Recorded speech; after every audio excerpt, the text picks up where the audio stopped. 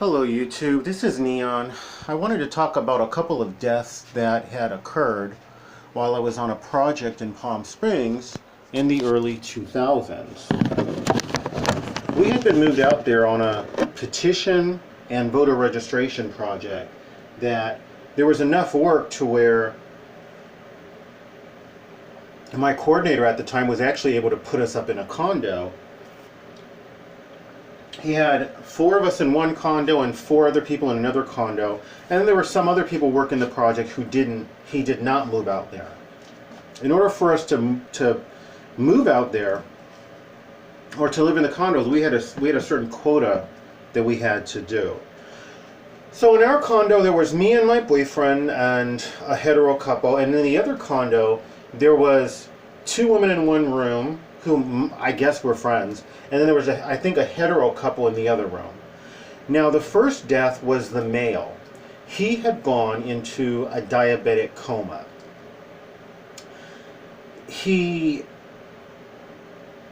had bled quite a bit and left I guess it was kind of a small puddle of blood on the carpet that my coordinator had to clean up.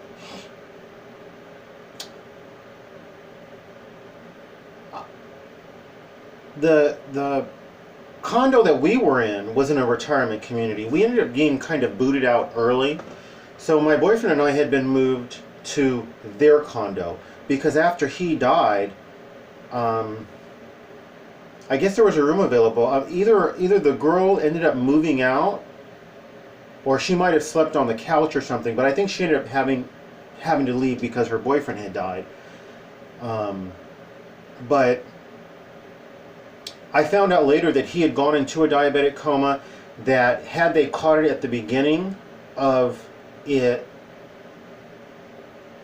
and not the coma, by the way, but had they caught him at the beginning of this condition, which actually began 3 days prior, that he would have only had a 50% chance of survival.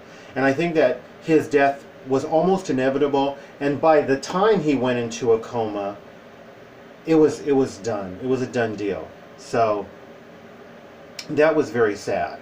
We stayed at that particular condo only briefly. I think the project was ending the most intense part of it.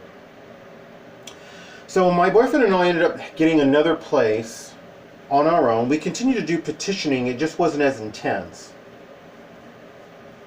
We moved into a house that was split up into 4 rooms, and there was one guy who died who was not a particularly nice guy.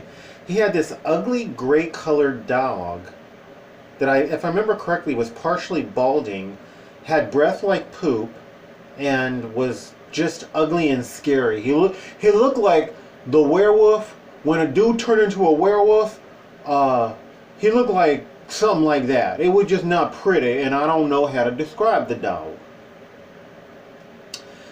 So, for sure, this guy was not a nice person. He had said that when he had applied for food stamps, he went to the social services office and he said, I was standing in this line of, it was all black women. The room was practically full of black women. My neighbors in this apartment, the 3 of them were white, and there was me and my boyfriend who were African American. And we were sitting there at the pool trying to bond, and then this fool brings up this topic. Because I'm a very emotional person, and back then even more so, I wasn't capable of trying to be polite to him.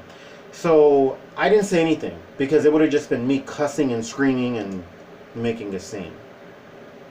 Later on, I remember my boyfriend and I got into a big fight. We were arguing. He said something, so I threw something across the wall.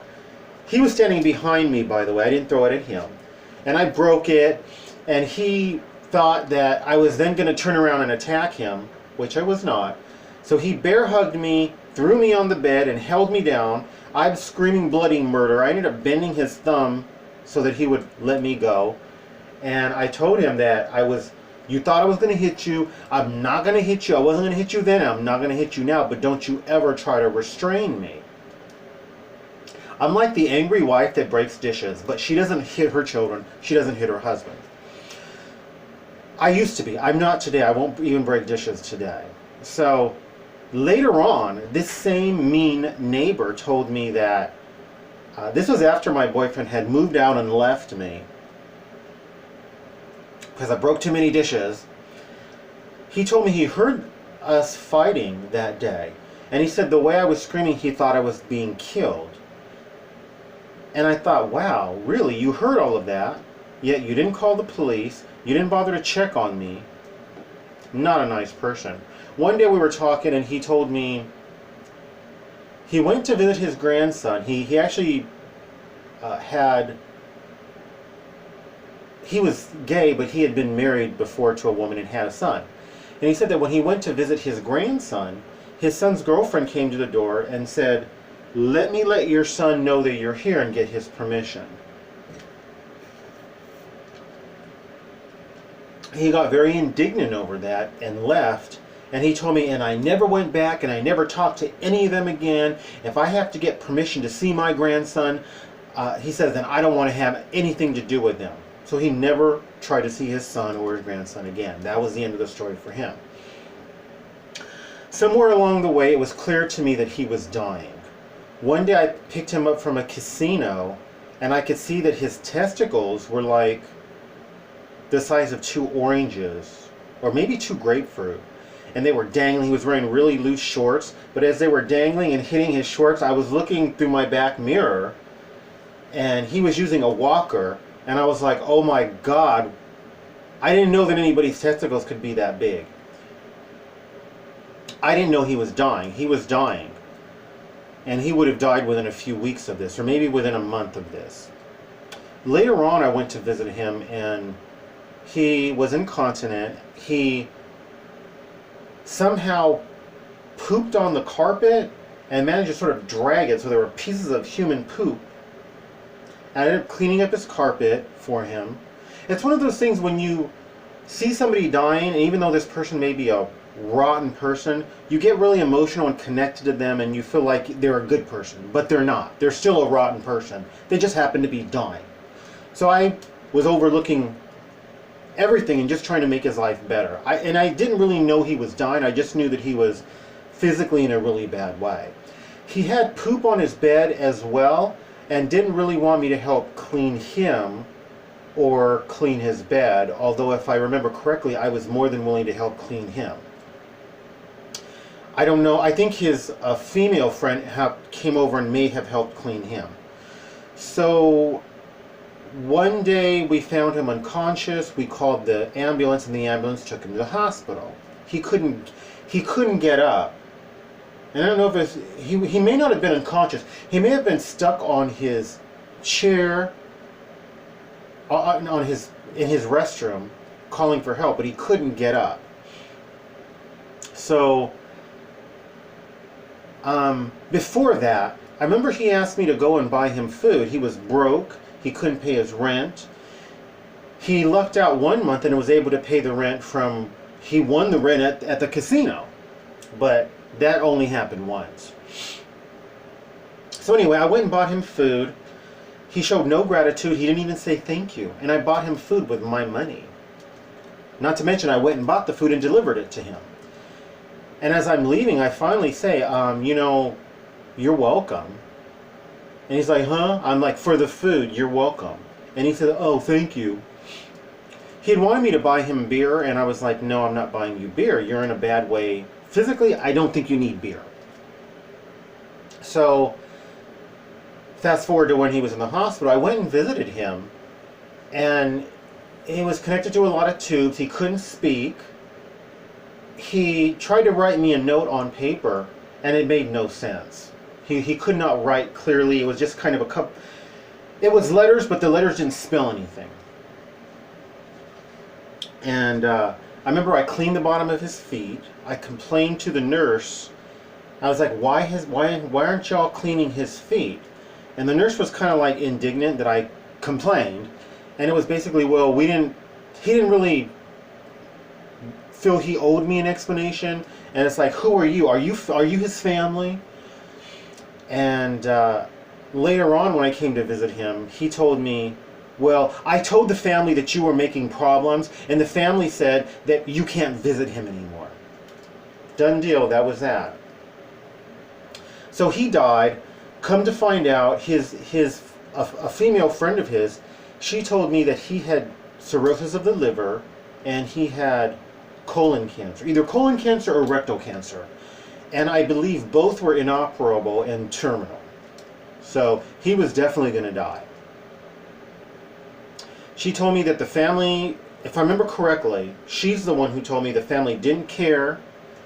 And they may have had reason not to care for him. I mean, if you're a really bad person, I don't feel that just because you're the mother, my mother or my father, means that you deserve respect. If you're a horrible, terrible person, and this guy was a horrible, terrible person, you know, I don't know that the family's obligated to care for you. So he died alone. He died without anybody caring for him. I was the only one that was really there. I think his female friend visited him in the hospital as well. She ended up taking his dog and taking care of his dog. But I just assumed that maybe that was his karma, because I was the only person that I'm aware of that really cared that he was dying. And then in retrospect, I realized, wow, this person was really just not a nice person. He was a jerk. He was a mean, ungrateful, possibly racist person, and had no people skills. And he died alone, and he died of 2 different cancers. And as I look back, had I known he was dying, he was going to die anyway, I might have bought him the beer. What the hell? You know, I might have just bought him beer. So, you know, he could die at least happy. I don't know. So there were other experiences, such as fights and some person that came up missing. I don't know if she was ever found. And interesting little things that happened on this project. I may write a book someday. But the deaths that occurred really were the most compelling things in my life. It was one of those things where I realized that I myself am given to treating a person as though they were special and lovely and getting emotional because they're dying, when in reality the person's not a good person. I know of child molesters who died, and it was kind of like, I'm glad they died. They can't hurt anybody else now. And with him, I wasn't like that, you know. I wanted to make him out to be a nice person. He was not a nice person. So, if you like this video, please like, subscribe, share, comment commercials, recommend my videos, do one or more of those things. Thank you. Best wishes.